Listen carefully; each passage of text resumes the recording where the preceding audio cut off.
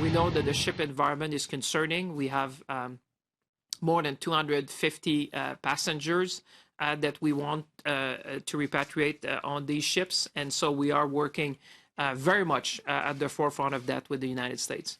Foreign Affairs Minister François-Philippe Champagne sharing an update Thursday on what he describes as a very dynamic situation involving 2 cruise ships off Florida with more than 200 Canadians on board. We're going to do something. At a minimum, we're sending medical teams on board the ships.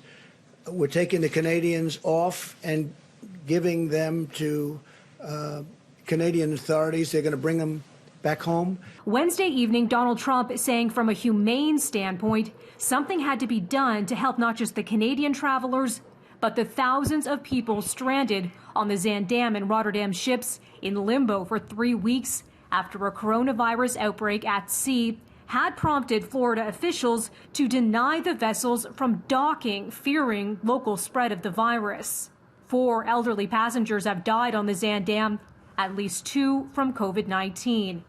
Finally, an update Thursday afternoon from Fort Lauderdale's mayor, who tweeted, "The Coast Guard, Homeland Security, health officials, and Broward County have reached a decision to allow the Zaandam and Rotterdam cruise ships to dock at Port Everglades, ending a journey in which many on board became ill and showed symptoms of COVID-19. The mayor went on to describe next steps in line with what Champagne had outlined earlier in the day. Asymptomatic passengers would be able to disembark, that All in America would charter planes to bring, in our case, the Canadians back home, that they would be tested with officials, like we did in other repatriation with personnel from the Department of Defense, so that we could test, make sure that those are asymptomatic, that they can come back home.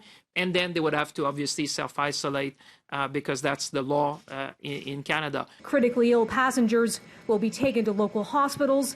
Those with mild symptoms will remain on board, quarantined on the ships until they recover. For City News, I'm Melissa Duggan.